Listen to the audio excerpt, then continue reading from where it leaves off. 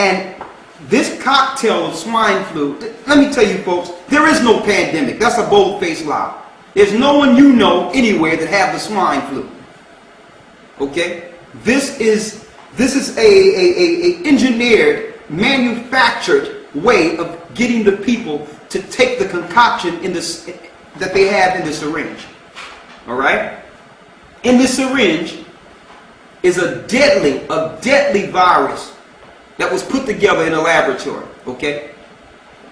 It's already Baxter and all the other companies that are behind this wicked and evil concoction have already signed into legislation, have already made an agreement with the government that they cannot be sued for any side effects of the swine flu vaccine. Wow.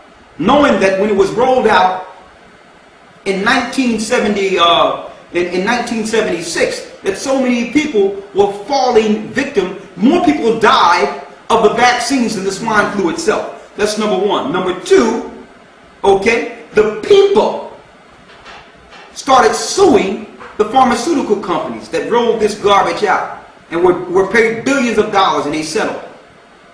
So now the companies that are behind this same swine flu, you cannot sue them now for paralyzing or killing your people. It makes it hard for you to breathe.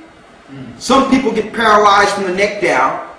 You get serious neurological damage. All right? So the question is, why? Why would they want to do this to the people? And what can we do? Okay? We've been putting this out there for a long time, that the Most High says, come out of my people. It's time, brothers and sisters. Okay? Anyone to think that, it doesn't matter what you think. Just stick around if you want. All right? We're going into solution now. Because these people, what they're planning, they don't care about what Bible you're reading. Okay? They don't care what your religion are. They don't care what you worship. The only thing they care is that by you living, you are a future threat to society. That's what they care about. They care about self-existence.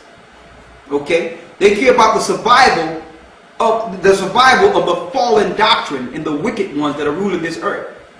Okay? And they have infiltrated the people that are selling their own people to Satan.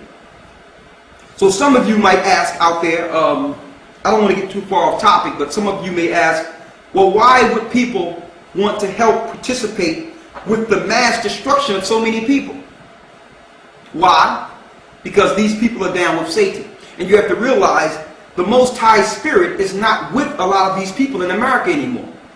This country has purposely turned the people into it's a machine of sinners. All the people are sinners now. So the Most High has separated himself from the people. So what God will you call on when these people roll you into these concentration camps? You've already sinned and continue to sin against the Most High. So Satan, his plan was diabolical, to get the whole earth, especially America, to voluntarily sin against the Most High, so that there'll be no help when they're rolling you into these mass graves. Okay? A lot of people are sinning anyway. They're dead anyway. They're walking dead. We're going to have to come back to the Most High and repent and link back into the Father. That's first off. And we must be aware. We must be aware as a people. We can't walk around dead and sleep anymore. We must stay aware. Warn other people. Let them know that something is happening. Satan's new world order has been founded, and it's against the chosen people. Okay? I'm going to show you how this affects the poor and the rural people, the rural neighborhoods, because we all know that these people are the children of Israel. Let me go to my board real quick. A capitalistic society must thrive off of continual progress, like in stock. The stock have to always rise. Doesn't matter the consequence of the people. All right? I'm going to get into that in a moment. A A capitalistic society is what we live in, and it started with slavery. In order for this country to become so great, and the world governments so great, they had to be able to deal with the pool of slaves. Why? Slaves work for pennies on a dollar or nothing, but they produce. Okay? So, that's how this country was established. If you get people to work for nothing, you can capitalize off of the product that comes from this slave labor. That's capitalization. Okay?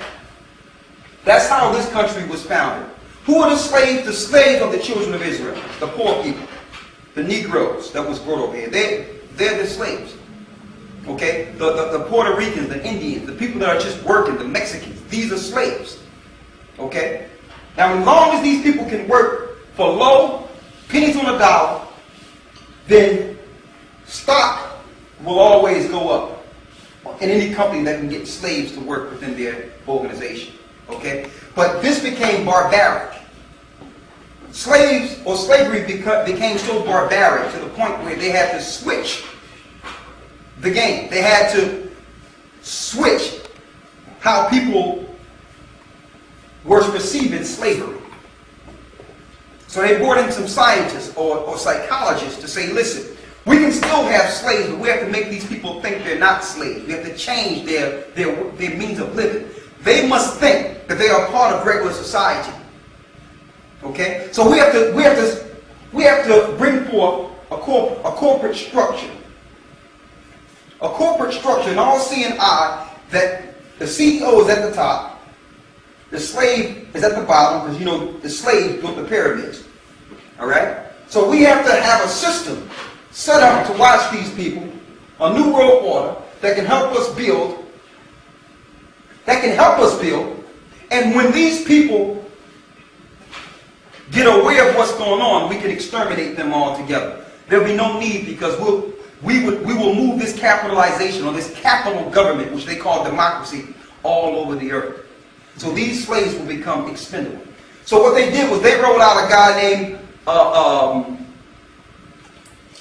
they rolled out Abraham Lincoln and made you think that they emancipated or freed the slaves. But no, they just changed the order of slavery. They changed it into a corporate employee structure. A corporate employee structure. Yes. Is that where they introduced the minimum wage? Yes. So they changed it into a corporate let me spell this a little better here, so y'all can all get me, so I can bring you to today here. And they turned the taskmasters, which were the head slave, into management and assistant managers, and gave them a little piece of the pie. To do what?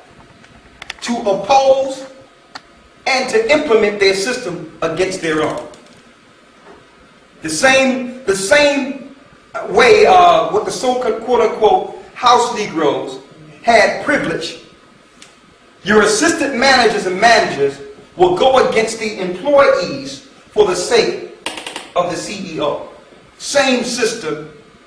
The mental, you can psychologically swallow the new form of slavery. Now, these slaves, right, are now turned to consumers.